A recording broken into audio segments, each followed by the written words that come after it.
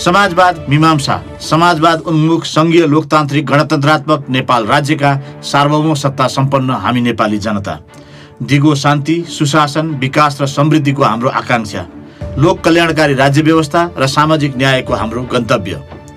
तर आज हामी कता जाँदैछौँ? सार्वजनिक वृत्तमा खुला विमर्श नगर्ने हो भने राजनीतिका वाहकहरू उत्तरदायित्वको परिधिमा बाँधिने छैनन्। नमस्कार, बहस श्रृङ्खला समाजवाद मीमांसामा आज हामी यस पटकको अन्तिम श्रृङ्खलामा छौँ।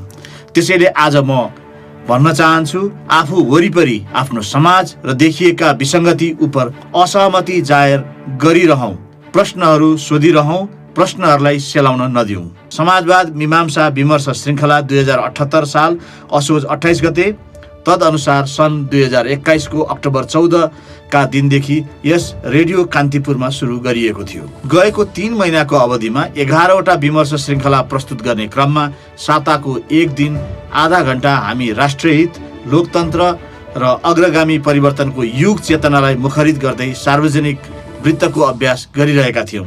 आज हामी अन्तिम श्रृङ्खलामा संघीय लोकतान्त्रिक गणतन्त्र नेपालको तत्कालीन राजनीतिक अभ्यास र अपेक्षाका विषयमा छलफल गरिरहेका छौँ। समाजवाद मीमांसा विमर्श श्रृङ्खला नमिलेका वा हुनुपर्ने विषय उठाउँदै जनमत बुझ्ने हाम्रो जमर्को सुरु गर्ने क्रममा प्रारम्भ भएको थियो। यस मञ्चमा हाम्रो संगतिपूर्ण संवाद, तथ्य, तर्क, बहस र सहमतिकै वरिपरि रहँदै आएको छ। यो बहस श्रृङ्खला रोजा लक्जमबर्ग फाउन्डेसनको सहयोगमा फाउन्डेसन फर क्रिटिकल डिस्कोर्स नेपालद्वारा सञ्चालन गरिएको हो। आजको यस अन्तिम श्रृङ्खलामा नेपालको विद्यमान संविधानले निर्देशित गरेको समाजवाद उन्मुख राज्य व्यवस्थाको निर्माणको अवधारणालाई मूर्तता प्रदान गर्न आजसम्म के भएका छन् भन्ने विषयमा हामीले गरेका विमर्शको निष्कर्ष प्रस्तुत गर्दैछौँ। त्यसैले आज यो विमर्श श्रृङ्खलाका सञ्चालक, फाउन्डेसन फर क्रिटिकल डिस्कोर्स नेपालका अध्यक्ष डाक्टर खगेन्द्र परसाई र म छलफल गरिरहेका छौँ। विमर्श श्रृङ्खलाको सुरुवात गर्दा यसअघि मैले केही प्रश्नहरू अघि सारेको थिएँ। समाजवाद उन्मुख नीति, लोक कल्याणकारी राज्य व्यवस्थाको सही बुझाइ के हुन सक्छ अथवा सही बुझाइ के हुन सक्छ? तपाईँलाई लाग्छ कतिपय बुझाइ गलत छन्? नेपाली समाजको आकांक्षा वा ऐतिहासिक राजनीतिक विकासक्रम वा ऐतिहासिक श्रृङ्खलाका आधारमा हामीले परिभाषित गर्न खोजेको समाजवाद के हो? डाक्टर परसाई, यही प्रश्नमा आज हामी छलफल गरौँ न। सामान्यतया संसारमा समाजवादका थुप्रै भेरिएन्टहरू छन्। क्रिटिकल सोसियलिजम या युटोपियन सोसियलिजमदेखि कुख्यात भएको अथोरिटेरियन सोसियलिजम अथवा सोभियत मोडल, जो चाहिँ केही अर्थमा पपुलर भयो र धेरै अर्थमा अनपपुलर पनि भयो। यी समाजवादका सबै मोडलहरू तपाईँले एक ठाउँमा राख्नुहुन्छ। या कल्याणकारी राज्य भन्नुहुन्छ, या सामाजिक न्याय भन्नुहुन्छ, या वितरणको न्याय भन्नुहुन्छ। यी सबै चिजले एउटा चिजलाई समाउनुपर्छ र समाउँछन् नै पनि अन्ततोगतवा। कतिपयले चाहेर समाउँछन्, कतिपयले थाहा नपाई समाउँछन्, कतिपयले नचाहेर पनि समाउँछन्। र त्यसले समाउने भनेको मार्क्सको पुँजीवादको विश्लेषणलाई समाउनुपर्छ। र जब हामी आज समाजवादको डिस्कोर्सको कुरा गर्छौँ, आम रूपले यो यसै मान्छेलाई उदाहरणको लागि स्वास्थ्य देऊ, शिक्षा देऊ, यो देऊ, त्यो देऊ भन्दा मात्रै समाजवादको यात्रा हामी तय गर्न सक्दैनौँ। र मुख्य गरेर कहाँ समाउनुपर्छ भने मार्क्सको पुँजीवादको विश्लेषणबाट हामीले सुरु गर्नुपर्छ। र म यो भन्दैछु फेरि दाबीका साथ कि संसारका सबै समाजवादको कुरा गर्नेहरूले, न्यायको कुरा गर्नेहरूले, वितरणको कुरा गर्नेहरूले, इक्विटीको कुरा गर्ने, समताको कुरा गर्नेहरूले एउटै चिजमा ध्यान दिनुपर्छ। त्यो भनेको मार्क्सको पुँजीवादको विश्लेषण हो। के हो भन्दाखेरि जब समाजवादको कुरा बलियोसँग युरोपमा उठेको कुरा कति बेला हो भने पुँजीवादले जब समाजमा एक किसिमको वैभव सृजना गर्दै थियो भने असमानता, गरिबी, उत्पात, सफरिङ, पीडा, दुःख पनि त्यसले सँगसँगै ल्याउँदै थियो। यो सन्दर्भमा समाजवादको कुरा विकसित भएको हो र त्यही प्रक्रियामा अरू काल्पनिक समाजवादीहरू पनि थिए र मार्क्स त्यही प्रक्रियामा विकसित हुँदै आए। र यहाँनिर मैले भन्न खोजेको अघि मार्क्सको पुँजीवादको विश्लेषण भन्दा मैले यो बुझ्नै पर्छ सबैजनालाई, र म यसलाई जोड गरेर दोहोऱ्याएर तिर्याएर पनि भन्न सक्छु। पुँजीवादले के गर्दै थियो भने उत्पादनका साधनहरूलाई यसरी एकीकृत गर्दै थियो कि ठुल्ठुला कारखानाहरू मार्फत, ठुल्ठुला फ्याक्ट्रीहरू मार्फत हजारौँ सयौँ मान्छेहरूलाई एक ठाउँमा ल्याएर काममा लगाउँदै थियो, जसलाई उत्पादनको सामाजिकीकरण भनियो है सोसियलाइजेसन अफ प्रोडक्सन भन्यो त्यो भनेको के भने गाउँमा हिजोको जस्तो जुन पूर्व पुँजीवादी व्यवस्था थियो पर गाउँमा छरिएर किसानहरूले खेती गर्ने व्यवस्थाबाट अब हजार मान्छेहरूलाई एक ठाउँमा ल्याएर एउटा कारखानामा एउटा रेल निर्माण गर्ने कुरामा ल्याएर चाहिँ काममा लगाइँदै थियो। यसले के गर्दै थियो भने सोसियलाइजेसन गर्दै थियो। यसले मिन्छ यो उत्पादनको प्रक्रियालाई सामाजिकीकरण गर्दै थियो, तर सँगसँगै के गर्दै थियो भने उत्पादनको स्वामित्व चाहिँ फेरि केन्द्रीकरण गर्दै थियो। हेर्नुहोस् न त्यसको कन्ट्राडिक्सन है। अनि यसले के गर्दै थियो भने त्यो उत्पादनको प्रक्रियाबाट उत्पादित फललाई चाहिँ स्वामित्व त सीमित मान्छेको हातमा छ के त्यो स्वामित्व सीमित मान्छेको हातमा भएका कारणले त्यो फलको चाहिँ प्राइभेटाइजेसन गर्दै थियो, कन्सन्ट्रेसन गर्दै थियो। उत्पादनको प्रक्रिया सामाजिकीकरण भइरहेछ, तर उत्पादनबाट उत्पत्ति भएको फल चाहिँ के भएको छ, केन्द्रीकृत भएको छ या निजीकरण भएको छ। हो यसले जन्माउने जुन पुँजीवादको कन्ट्राडिक्सन हो, त्यही कन्ट्राडिक्सनलाई हल गर्न समाजवादको परिकल्पना हुन्छ। भनेको के भने तपाईँ एउटा समाजवाद पुँजीवादी व्यवस्थामा गरिबी किन हुन्छ म्यासिभ भनेर हेर्नुहुन्छ भने केही मान्छे त फेरि उत्पाद धनी हुन्छ नि। आजकै तथ्याङ्क हेर्नुहोस् न, संसारमा धनी मान्छेहरूको धन कसरी बढ्दैछ र गरिबहरूको सङ्ख्या पनि सँगसँगै विद्यमान छ नि त। यद्यपि मध्यम वर्ग ठुलो सङ्ख्यामा निस्क्यो भन्यो भने पनि गरिबहरूको अवस्था चाहिँ तपाईँले देखिरहनु भएको छ, विद्यमान छ मान्छेको भने यो के भयो भन्दाखेरि उत्पादनका साधनको चाहिँ सामाजिकीकरण भयो। उत्पादनको प्रक्रियाको साधनको भन्दा पनि प्रक्रियाको सामाजिकीकरण र त्यसबाट तर उल्टो जुन फल आउँछ त्यो चाहिँ निजीकरण भएपछि त्यसले तमाम कन्ट्राडिक्सनहरू जन्माउँछ। गरिबी त्यहीँबाट जन्मिन्छ, असमानता त्यहीँ जन्मिन्छ। तपाईँको स्वास्थ्यमा पहुँच किन हुँदैन? तपाईँसँग पैसा छैन, त्यस कारणले हुँदैन। पैसा किन छैन भन्दा तपाईँ जस्ता हामी जस्ता काम गर्ने हजारौँ मान्छेहरूको आय कम छ। आय किन कम छ? ज्याला कम छ। ज्याला किन कम छ भन्दा पुँजीपतिको खातामा पुँजीपतिको आय बढ्दैछ। पुँजीपतिको आय बढ्ने कुरा र तपाईँको आय घट्ने कुरा या स्ट्याग्नेट हुने कुरा एउटै प्रोसेसका दुईटा पार्ट आउने क्या। हरेक समाजवादीले ध्यान दिनै पर्ने कुरा के हो भने उत्पादनको प्रक्रिया सामाजिकीकरण हुने, तर त्यसबाट उत्पत्ति भएको फल चाहिँ निजीकृत हुने कुराबाटै सबै समस्याको जड नै र मार्क्सले त्यसलाई चाहिँ र मार्क्सवादीहरूले भनेको चाहिँ प्रिन्सिपल कन्ट्राडिक्सन अफ क्यापिटलिजम अथवा पुँजीवादी व्यवस्थाको प्रधान अन्तर्विरोध नै यही हो। उसो भए अत्यन्त संक्षिप्तमा अथवा अझ प्रष्ट शब्दमा भन्दाखेरि समाजवाद उन्मुख नेपाल भन्नुको अर्थ के हुनुपर्छ? अब सजिलोमा यो सिद्धान्तको मोटो ऐतिहासिकताबाट अब यो धरतीमा आउँदा के हो भने तपाईँले हामीसँग भएका जति आर्थिक रिसोर्सेसहरू छन् ती रिसोर्सेसहरूमा धेरैभन्दा धेरै मान्छेको पहुँच होइन, जमिनमा, जङ्गलमा, खोलामा, बिजुलीमा, सेयर मार्फत अनेक छन् अहिले विधि होइन। एउटा हाइड्रो पावरमा तपाईँले 5 लाख मान्छेको सेयर दिएर त्यसको आय बाँड्न सक्नुहुन्छ, जमिन वितरण गर्नु, यी अनेक छन् विधि होइन। अथवा दूरसञ्चारमा चाहिँ तपाईँले मान्छेलाई लाखौँ मान्छेलाई सेयर दिएर त्यसको आय वितरण गर्न सक्नु, अनेक छन् विधि। यो अहिले नेपालमा समाजवाद उन्मुख भनिएको चाहिँ के भने बढीभन्दा बढी मान्छेहरूको स्वामित्वमा पहुँचमा समाजको आर्थिक रिसोर्सेसहरूलाई वितरण दिने कुरा कसरी हुन्छ? समाजवाद उन्मुख लोक कल्याणकारी राज्य व्यवस्थाको परिकल्पना भनेर हाम्रो संविधानले नै अर्थ उद्योग र वाणिज्य सम्बन्धी नीति अन्तर्गत उपलब्ध साधन स्रोत तथा आर्थिक विकासको प्रतिफलको न्यायोचित वितरण गर्ने ध्येय नै अगाडि सारेको छ। मैले कार्यान्वयनमा चाहिँ के होइन, न्यायोचित वितरण 2-3 तरिकाले हुन्छ। जस्तो एउटा कस्तो हुन्छ भने जस्तो तपाईँ नेपालको भूमि ल्यान्ड रिफर्मै सम्झिनुहोस् न, त्यो एक किसिमले जमिनको के अरे नेपालमा भएको रिसोर्सेसहरूको राजाहरूले वितरण गरेको हो। किनभने नभए भएको भए त्यो राजतन्त्रका विरुद्धमा त्यो सत्ताका विरुद्धमा ठुलो विद्रोह हुनेवाला थियो, किनभने चिनमा भइसकेको थियो होइन। अनि अरूतिर पनि सर्दै थियो, त्यस कारणले त्यो विद्रोह रोक्ने योजना थियो होला अथवा जे योजना होस्, तर त्यो वितरण हो सम्पत्तिको। त्यो वितरणले ठुलो मध्यम वर्ग जन्माएर समाजमा एउटा राज्य सत्ताप्रति विद्रोही चेतना चाहिँ त्यसले शिथिल पारेर लगेको छ। यो इतिहास हो होइन। यो अहिले तपाईँले जुन संविधानको कोट गर्नुभयो यहाँनिर ठ्याक्राक्कै हामीले यही नै बुझ्नुपर्छ। यो वितरण विभिन्न किसिमले हुन्छ। एक त तपाईँले अहिलेको पुँजीवादी व्यवस्थामै अन्तर्गत पनि अथवा यो प्रक्रियामा सेयर वितरण गरेर पनि गर्न सक्नुहुन्छ। स्रोत साधनमा जमिनमा अर्कोमा चाहिँ तपाईँले दिएर पनि स्वामित्व दिएर पनि गर्न सक्नुहुन्छ। अनि सहकारी मार्फत चाहिँ हजार बिघा जमिनमा हजार किसानहरूले खेती गरेर पनि गर्न सक्नुहुन्छ। त्यो गर्दै पनि अलिअलि पुँजीवादलाई जीवित राखेर पनि पुँजीपतिलाई बढीभन्दा बढी कर लगाउने र त्यो करबाट चाहिँ समाजमा कल्याणकारी सुविधाहरू थप्ने गर्न सक्नुहुन्छ। जसरी 1970 भन्दा अगाडि युरोप र अमेरिकामा गर्ने गरिन्थ्यो होइन।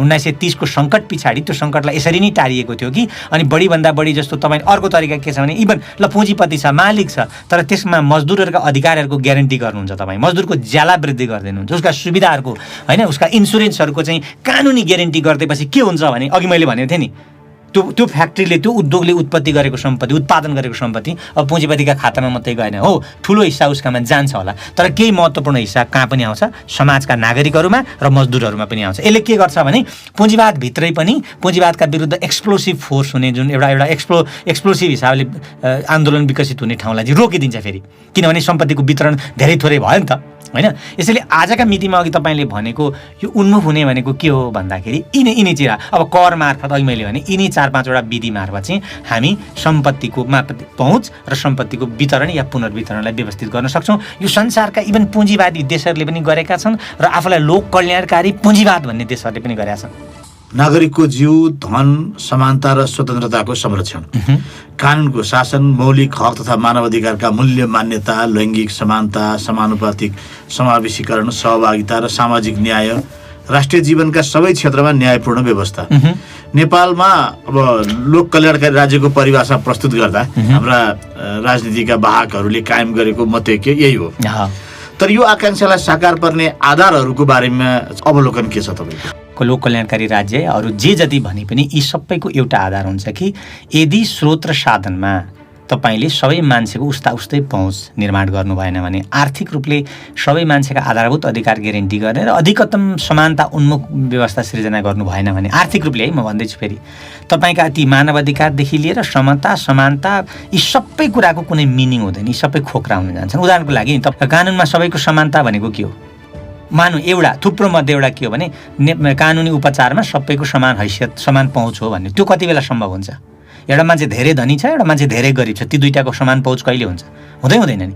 एउटाले अदालत किन्छ, चाहिँ न्याय किन्छ, राम्रो वकिल किन्छ भन्नेको अर्थमा कतिपय सन्दर्भमा किन्दो, कतिपय समय फी तिर्छ, र अर्काले चाहिँ उसँग एउटा पुलिसमा गएर एउटा रिपोर्ट लेखाउने हैसियतसम्म पनि हुँदैन। आर्थिक असमानताले त्यो ठाउँमा पुर्याइदिएको हुन्छ मान्छेलाई। अनि कानुनमा नजरमा समानताको त कुनै व्यावहारिक प्रयोजन नै भएन, व्यावहारिक कार्यान्वयन नै भएन। त्यसैले आर्थिक समानताको जगमा मात्रै तपाईँका मानवाधिकारदेखि लिएर यी सबै समता, समानता, चाहिँ सामाजिक न्याय यी सब कुरा निर्माण हुन सक्छन्। अनि आर्थिक समानता उन्मुख हुने भनेको फेरि पनि अघि त्यो पुँजीवादको कन्ट्राडिक्सन छ नि, त्यो पुँजीवादको कन्ट्राडिक्सनमा सम्पत्तिको चाहिँ सामाजिकीकरण र सम्पत्तिबाट उत्पत्ति भएको मुनाफाको पनि अधिकतम सामाजिकीकरण गर्ने व्यवस्था चाहिँ समाजवाद हुन्छ।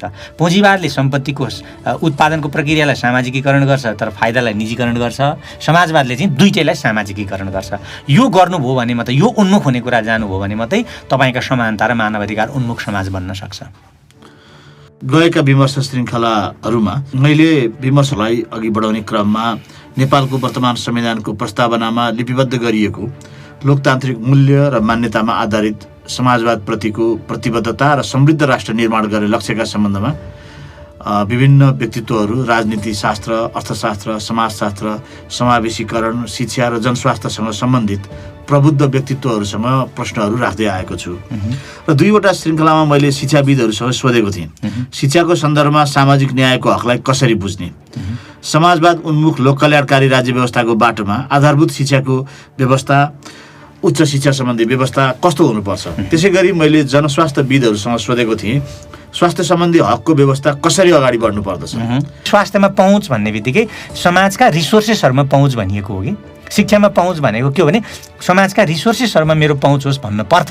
समाजवादको सिद्धान्तको आधारमा भन्छु, शिक्षा र स्वास्थ्यलाई एक ठाउँ राखेरै भनौँ, शिक्षा र स्वास्थ्यमा सबैको पहुँच हुने कुरा होइन, र सबैको समान पहुँच, उस्तै गुणस्तरको शिक्षा र स्वास्थ्यमा सबैको पहुँच र सबैको उस्तै समान पहुँच हुने कुराको ग्यारेन्टी समाजवाद उन्मुख हुन्छ या समाजवाद हुन्छ।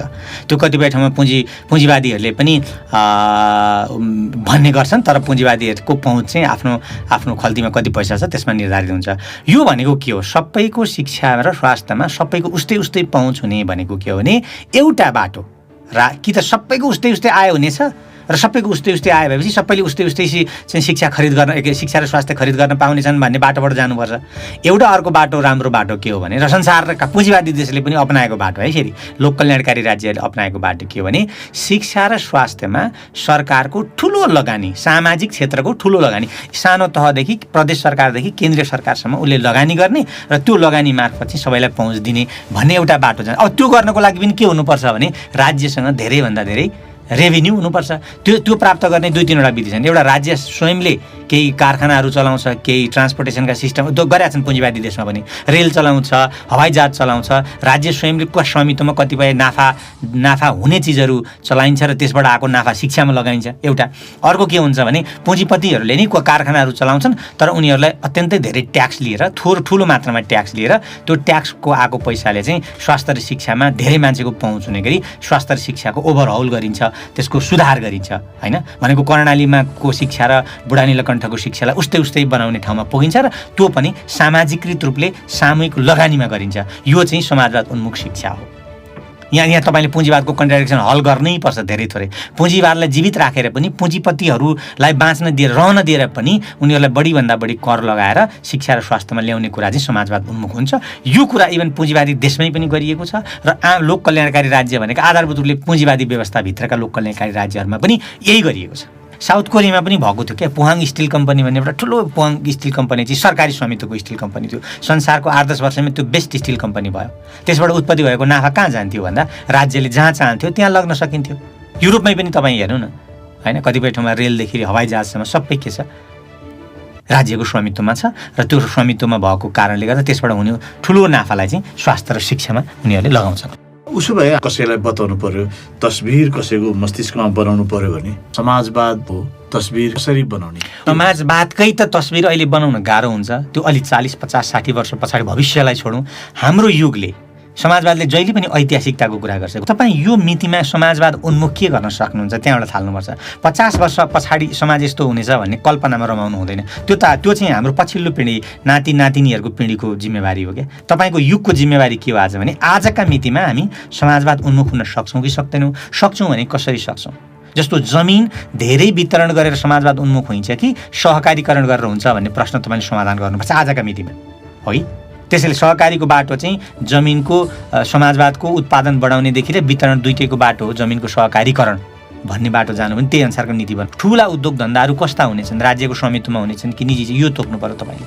हवाईजहाज कसले चलाउनेछ, रेल कसले चलाउनेछ, यो सब तपाईँले तय गर्नुपर्छ। त्यसबाट म्यासिभ नाफा हुने चिजहरू कसले चलाउँछ, व्यक्तिले चलाउँछ कि समाज राज्यले चलाउँछ भन्ने कुराको तय गर्नुपर्छ। किनभने समाजवाद उन्मुख हुनको लागि समाजको स्वामित्वमा, समाजको कमान्डमा, समाजको प्रतिनिधित्व राज्य हो लोकतन्त्रमा, त्यसको कमान्डमा पैसा, धेरै मान्छेले सजिलै पैसा या रिसोर्सेस हुनुपर्छ। अनि त्यो पैसा या रिसोर्सेस उसले पुँजीपतिको हितमा खर्च गर्यो पुँजीवाद हुन्छ र समाजमा आम मान्छेको हितमा खर्च गर्यो त्यो समाजवाद उन्मुख हुन्छ। त्यो गर्ने सजिलो तरिका तपाईँ 500 वटा स्कुल थप्नुहोस् न, समाजवाद उन्मुख भइयो त हैन। 5 लाख मान्छेलाई विश्वविद्यालयको सहज शिक्षाको पहुँच दिनुहोस् त समाजवाद उन्मुख होइन। 200 वटा हस्पिटल, राम्रो हस्पिटल, 50 वटा राम्रो हस्पिटल बनाउनुहोस् त देशभरि, अथवा 15 वटा बनाउनु, 7 वटा बनाउनु 7 प्रदेशमा, समाजवाद उन्मुख हुन्छ।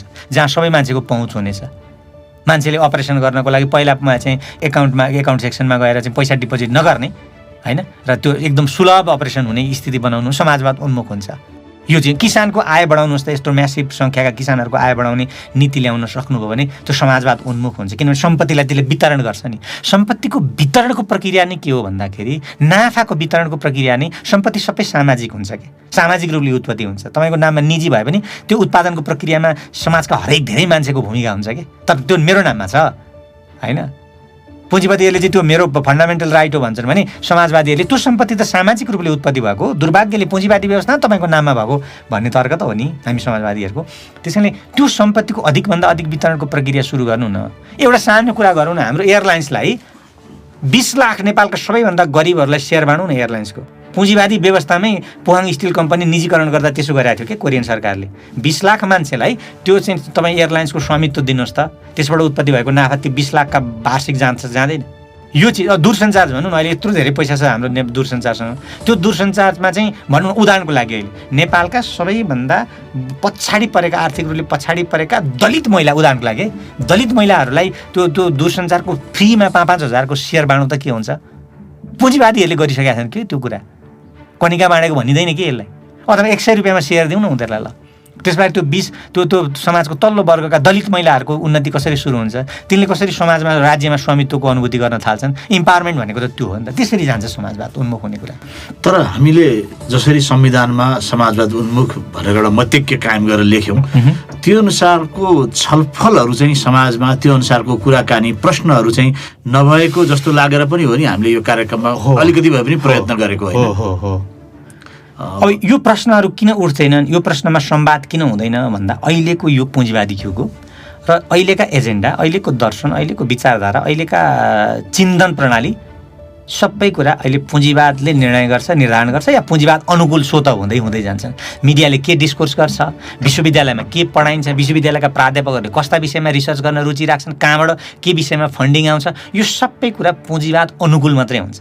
अब जब पुँजीवादमा सङ्कट सुरु हुन्छ त्यस पछाडि समाजवादको बस स्वतः हुन्छ। म आफ्नै अनुभव छ, मेरो अमेरिका बस्दाखेरि त्यहाँ चाहिँ मैले क्लासहरूमा पढाउँदा सोसियलिजम या मार्क्सिजम भन्ने शब्द ट्याबु जस्तै थियो कि कसैले डिस्कोर्स नै गर्दै थियो। तर अचानक त्यहाँ एउटा बर्नी स्यान्डर भन्ने एउटा डेमोक्रेटिक सोसियलिजमको मुभमेन्ट आयो, त्यस पछाडि त त्यो सबैतिर त्यो सुरु भइहाल्यो। क्लासमा पनि अब सोसियलिजम भर्सेस क्यापिटलिजमको डिबेट हुन थाल्यो कि त्यो पुँजीवादमा सङ्कट सुरु भइसकेपछि त्यसले समाजवादको डिस्कोर्सलाई माग गर्छ।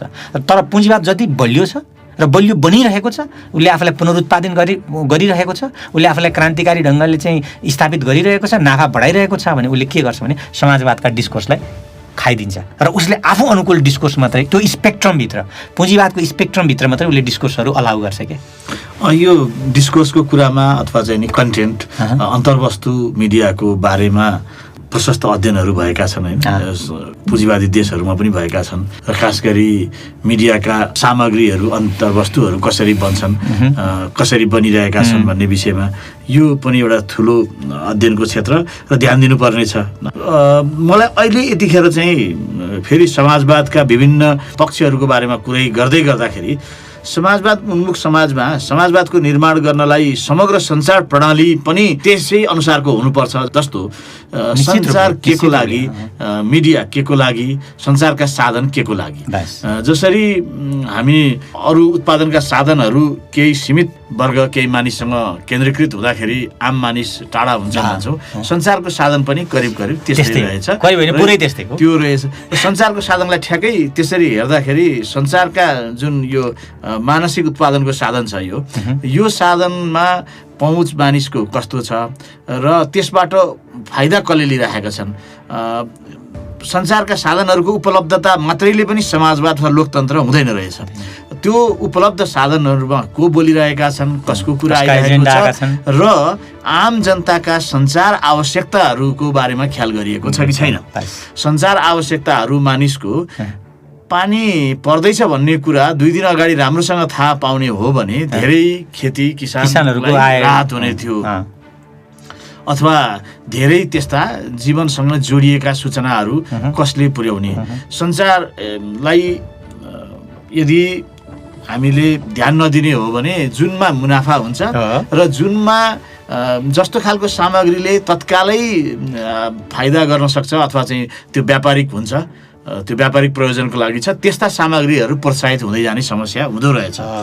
मलाई चाहिँ समाजवादको कुरा गर्दै गर्दाखेरि अरू सबै सँगसँगै यो समाजवादको सञ्चार प्रणाली र हामीलाई यो सञ्चार प्रणालीभित्र रेडियो किन चाहिएको छ, कस्तो खालको रेडियो कति चाहिएको छ, अखबारहरू कस्ता चाहिएको र सबै कमर्सियल अथवा व्यापारिक माध्यमहरू मात्रै भएर हुँदैन रहेछ। हाबरमासले भनेको पनि त यही हो नि, समाजवादको कुरा त हाबरमासको कम्युनिकेटिभ एक्सन अथवा कम्युनिकेटिभ ऱ्यासनलको कुरा गर्दाखेरि, पब्लिक स्पेयरको कुरा गर्दाखेरि त पब्लिक स्पेयर त कम्युनिकेसन ऱ्यासनल बिना बन्न सक्दैन।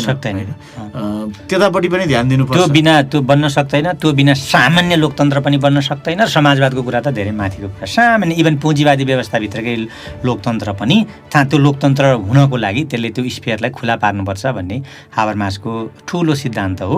र त्यहाँ चाहिँ मान्छेले स्वतन्त्र भएर छलफल गर्ने, स्वतन्त्र मात्रै हुँदैन, उनीहरू ऱ्यासनल हुन्छन् भनेको के भने आफ्ना तर्क वितर्कहरूलाई स्थापित गर्न, तपाईँको तर्कलाई मैले खण्डन गर्नको लागि मैले ऱ्यासनालिटी अन्तर्गत चाहिँ तथ्य र तर्कमा आधारित हुनुपर्छ। त्यो ऱ्यासनालिटी, आफ्नो ओपिनियन मात्रै म्याटर गर्दैन कि डेमोक्रेसीमा। तपाईँको ओपिनियन तपाईँले रिजन र फ्याक्ट्सबाट त्यसलाई सब्सटेन्सिएट गर्नुभयो कि भएन भन्ने महत्त्वपूर्ण कुरा। पुँजीवादी व्यवस्थाको सञ्चारभन्दा समाजवादी व्यवस्थाको सञ्चार भिन्न हुन्छ, गुणात्मक रूपले भिन्न हुन्छ, यो मात्रात्मक कुरा मात्रै होइन।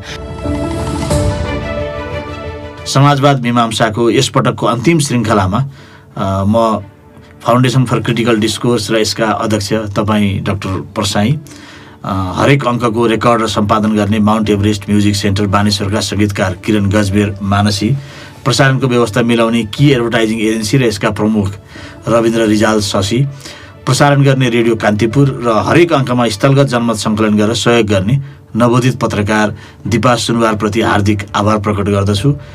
यस श्रृङ्खलाका लागि सहयोग गर्ने रोजा लक्जमबर्ग स्टिप्टुङ दक्षिण एसियालाई धन्यवाद ज्ञापन गर्दछु। आउने दिनहरूमा पनि यो बहस श्रृङ्खला फाउन्डेसन फर क्रिटिकल डिस्कोर्स नेपालको वेबसाइट discoursnepal.com मा सुन्न सक्नुहुनेछ। समाजवाद मीमांसाका श्रृङ्खलाहरूलाई सबैले सचेतना सामग्रीका रूपमा पनि प्रयोग गर्न सक्नुहुन्छ। सबैलाई नमस्कार। समाजसँग मेरो संवाद कुनै न कुनै माध्यमबाट जारी रहने नै छ। समाजवाद मीमांसाबाट म कुन्दन अर्याल बिदा चाहन्छु।